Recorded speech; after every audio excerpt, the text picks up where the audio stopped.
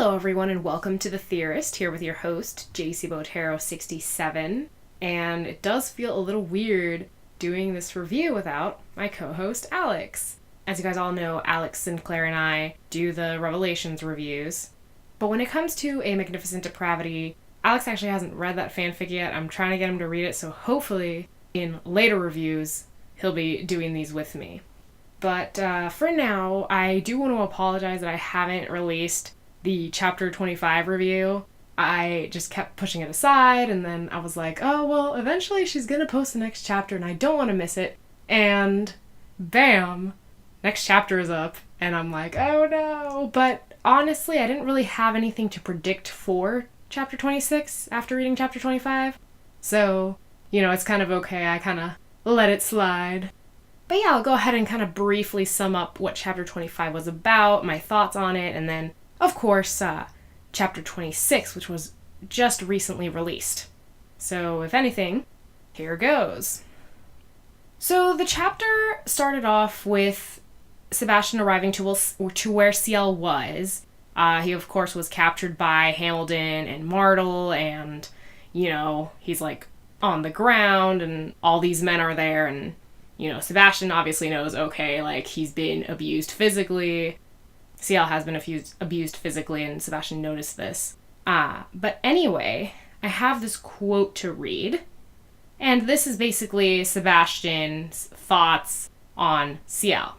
All I had was an echoing plea, and I entreated, as if it were some silent prayer, that his voice would continue to ring in my thoughts, because this alerted me to one solid, reassuring fact. He was alive, and he would fight to keep it that way. It was the order that carried me, a flight that defied all reason. And, I had these notes written for a while, I just never got to recording them. But in response to that quote, my reaction was, oh, does that mean Lizzie and Paula might be dead? Because, he only talks about Ciel. I mean, he only really cares about Ciel because that's going to be his meal at the end of this contract once it's over. But I don't know, I just kind of thought oh, well, what about Lizzie and Paula? Are they there? Are they not there? Are they still alive? So anyway, as I mentioned before, Martel is the one who captured Ciel. And in these notes I wrote that, well, Hamilton could be working with him too. So we'll see. But yeah, later on it turns out that Hamilton was working with Martel. And I'm reading to you guys the way I wrote these notes, because this is, these were my reactions as I read the story. So it's not like I read the whole thing and then it's oh, okay. I obviously later on we find out that Hamilton is working for Martel. But yeah, anyway, enough of my babbling. Here is another quote. Ciel was being held captive in this factory, and Martel was going to lead me right to him. My reaction to that was, so Lizzie and Paula probably aren't here. Do they not think of calling the authorities? So my thought was that Lizzie and Paula were, at the hotel, and Ciel's not coming back, and it's already pretty late, later than the time that he would have been expected to arrive to the hotel to be with them and whatnot. So I'm just sitting here thinking, okay, why don't they think about calling the cops if Ciel's missing? So anyway, we do find out that Lizzie is actually there, and she's locked in a closet because Sebastian can kind of sense her being there. And then I know that Ciel at some point had given Sebastian the order to, kind of leave him there, who cares if he dies, Ciel just wanted Sebastian to save Lizzie. Then, another note that I made was, Ciel meanwhile is in an office with Martel, and hey, there's Hamilton. 2 other guys were there, but hired. Eventually, Sebastian kills them off, he picks up Ciel, and they both go to retrieve Lizzie, and that's when they head back to Lizzie's hotel. And there, Sebastian is tending to Ciel. Lizzie eventually falls asleep on the couch. And, I don't know, I guess Sebastian probably takes her to her bed or something, because that's where she ends up being. And Paula is there with her, watching over her, probably eventually falling asleep or something. So that just leaves Sebastian and Ciel in, the living room area, whatever. And here is another little bit. This is actually, I think, the end of the chapter. It was close to 2:00 when he squeezed my hand. Sebastian? Some unknown force compelled me to sit next to him on the bed, to pull him from the pillows and crush him against me, to smother myself in his neck. Okay, so I'm assuming, sorry, I misread that. So Ciel is in Lizzie's bedroom while Lizzie's sleeping on the couch. But anyway, the thoughts that I had when I read that quote are kind of like, oh, okay, like, well, obviously Sebastian cannot take advantage of the opportunity to have sexy time with him or share a kiss with him because, like, Lizzie's in the other room, / it really isn't the appropriate time to engage in that. But anyway, I don't know, I just thought that, you know, he kind of realizes that he missed him and stuff. And this really does correlate with what we see next chapter, which is chapter 26. So onto those notes, I have that Ciel wakes up and Sebastian says they have to go gather more clues at Hamilton's apartment. And so we find out that that's where Ciel had spent the night. He spent the night at Hamilton's. He didn't spend the night at the hotel. So I'm just kind of sitting here thinking why Ciel chose to stay at Hamilton's is beyond me, when he could have easily stayed at the hotel with Lizzie. But then again, I feel like, okay, maybe he didn't want Lizzie to be in danger, but then again, he could have stayed at a different hotel or something, you know? Because we all realize that Hamilton has feelings for Ciel, or, you know, he's kind of interested.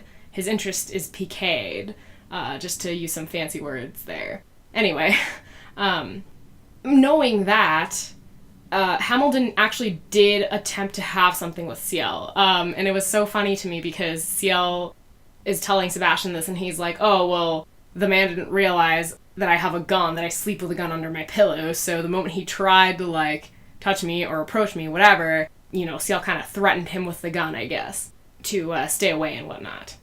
But anyway, later on, Ciel says that he used the tactic with Hamilton. And the reason being, so he didn't give a thought to Lizzie. Which is like, oh, okay, so Hamilton is aware of Lizzie's presence. Obviously, we knew that last chapter because Lizzie was locked in a closet by these men. So that kind of explains my, oh, it doesn't really explain much, but how do I say this? So it's interesting. You know, if he didn't want to involve Lizzie, I don't know why he took her, but then again, she probably insisted to go see the factory, whatever, because we know how Lizzie is.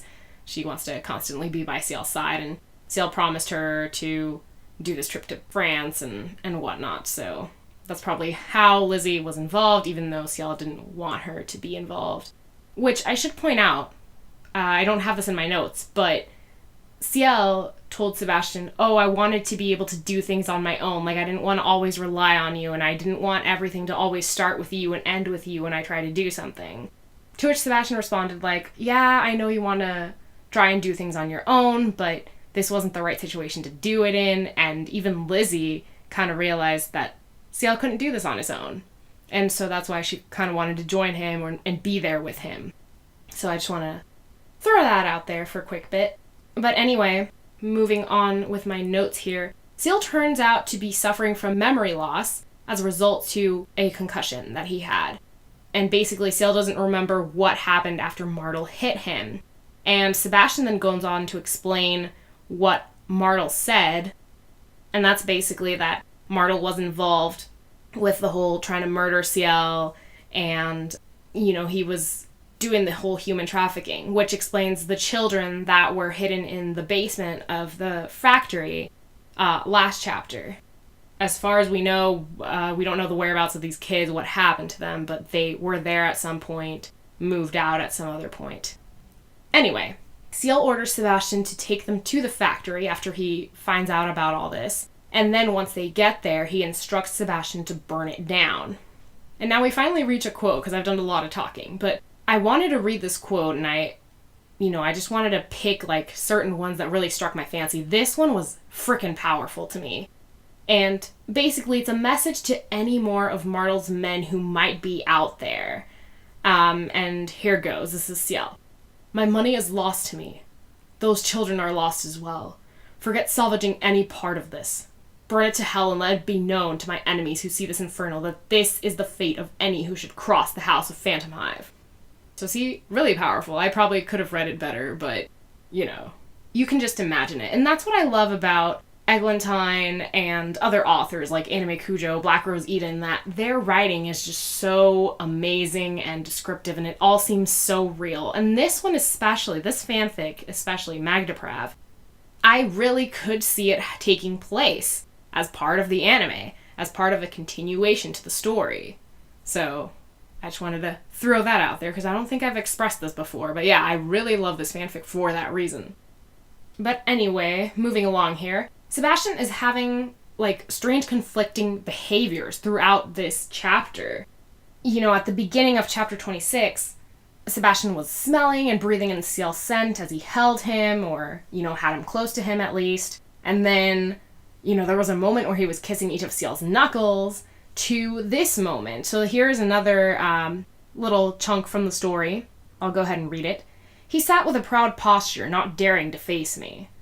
Sebastian, if you had a means to complete my revenge this night, would you have taken it? Despite his fearless stance, his willingness to be held by me, he offered the question with such a thin, feeble resonance. I did inquire for more information, but Martel was truthful when he said he knew nothing further in regards to the identity of your parents' murderers. I confess, if given the slightest lead on the matter, I would have taken action this night to pursue that culprit. So, I don't know what rung with me from this quote. I mean, I do. I just don't see how sensical it might be, or how much it could make sense. But just reading that kind of made me think, oh, well, you know, Sebastian could have... Well, now that I'm looking at Ciel's sentence, I'm rethinking what I had thought at first. Well, okay, I'll go ahead and share my thoughts that I had at first, but then I'll go ahead and explain why I might be a little off with what I thought. But when I first read what Sebastian's response was to Ciel's question, I was like, oh, well, it didn't mean that he was going to eat Ciel's soul right then and there. Like, he was still going to take the time to find out if there was someone else. You know, if there was someone else. But now that I reread Ciel's question, you know, it makes sense, like, you know, with Sebastian, if he had known who the other people were involved in this whole, the murdering of Ciel's parents, like, you know, Sebastian would have gone, killed them, and then have had satisfaction with his meal, you know? So, anyway, that was just me having a moment of realization, I guess. I interpreted it one way, but then I realized, nope, I was wrong. So moving along, there was this that really struck my fancy, and this is pretty much the end of chapter 26 here. May I make one more confession? Nipping at his jaw, I sighed against his neck. He clutched my shoulder, conflicted over whether to lean in or pull away. I made the decision for him, holding him tighter against me. I missed you. Could I even understand the simple words that conveyed such a grand emotion? I recalled the smell of his sheets, how the writings of his journal were imprinted with a heavy hand, the sound of that weeping violin, and how I hewn the rock from the earth. The truth was his absence affected me, that it had caused some space to open within me, and it was only filled once more by his presence. Perhaps these are simple emotions for humans to engage with, but to experience such a thing firsthand... ...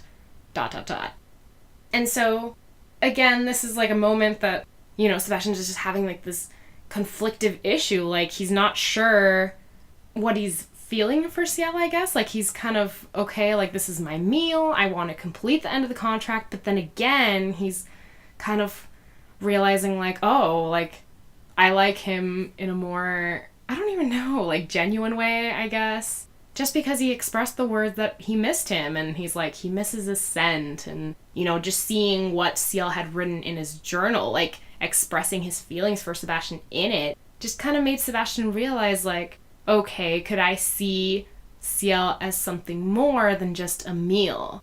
So those were my thoughts on that quote. And then basically the chapter ends with, you know, them sharing a quick little peck to the lips, and then Ciel's like, oh, okay, I want to go home. Or at least leave the place, which would mean that they would want to go home. Anyway, that concludes my reviews of chapters 25 and 26. And I hope to catch you guys next time. Alright, later peeps.